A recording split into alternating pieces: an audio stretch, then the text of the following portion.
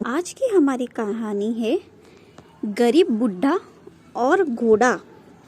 एक बार एक गांव में एक गरीब बुढ़ा रहता था। वह बहुत गरीब था, फिर भी उनके पास एक सुंदर सफ़ेद घोड़ा था। इसके कारण राजा के लोग भी उनसे ईर्ष्या करता था।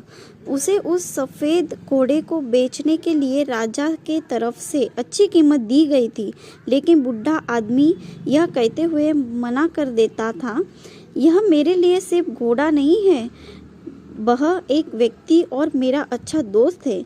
क्या आप किसी व्यक्ति या दोस्त को बेच सकते हैं? नहीं, यह हमारे लिए संभव नहीं है। एक दिन जब वह खलियान घर में गया तो उसने देखा कि घोड़ा वहाँ नहीं है। यह खबर गांव में जल्दी फैल गई और पूरा गांव उनके घर पर जमा हो गया। गांव वालों ने कहा, तुम मूर्ख बूढ़े हो। हर कोई उस घोड़े को पाना चाहता था। सभी जानते थे कि किसी दिन यह घोड़ा चोरी हो जाएगा। आप उस घोड़े को अच्छी कीमत पर बेच सकते थे, फिर भी आपने उसे रखा। अब घोड़ा चला गया है, यह आपका दुर्भाग्य है। बूढ़े आदमी ने जवाब दिया, सच तो यह है कि घोड़ा स्थिर नहीं है, बाकी सब कुछ तो तुम कहते हो वह एक फैसला है। आप कैसे जानते हैं यह दुर्भाग्य है या नहीं? लोगों ने जवाब दिया, हमें मूर्ख मत बनाओ। आपका सफ़ेद घोड़ा चला गया है, यह आपका दुर्भाग्य है। गांव के लोग उस पर हंसे और चले गए।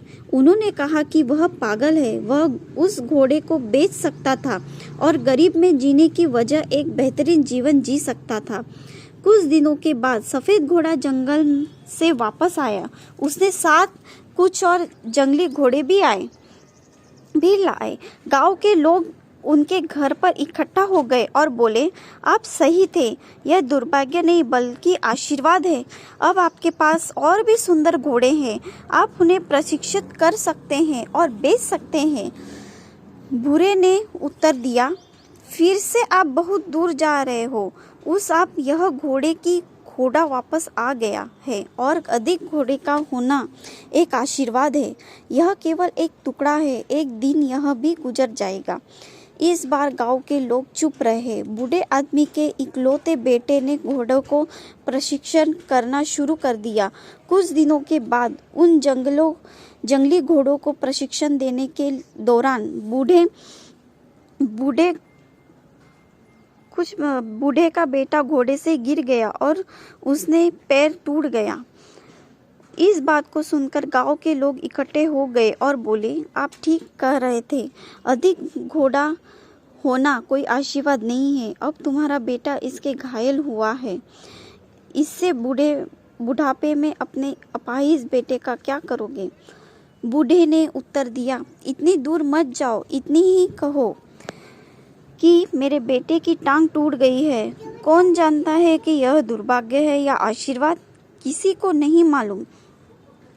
एक महीने बाद युद्ध के कारण गांव के सभी युवाओं को सेना में भर्ती होने के लिए मजबूर होना पड़ा। इसलिए युवाओं के माता पिता गांव के सभी लोगों रो रहे थे। गांव के लोगों बूढ़े आदमी के पास आए और कहे, हमारे बेटे हमेशा के लिए चले गए।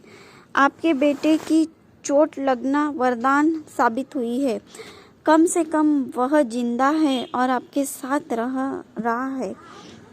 बूढ़े ने उत्तर दिया, कोई नहीं जानता, इतना ही कहो। हमारे बेटे को सेना में भर्ती होने के लिए मजबूर किया गया और आपके बेटे को मजबूर नहीं किया गया। लेकिन कोई नहीं जानता यह आशीर्वाद है या दुर्भाग्य है, केवल भगवान जानता है।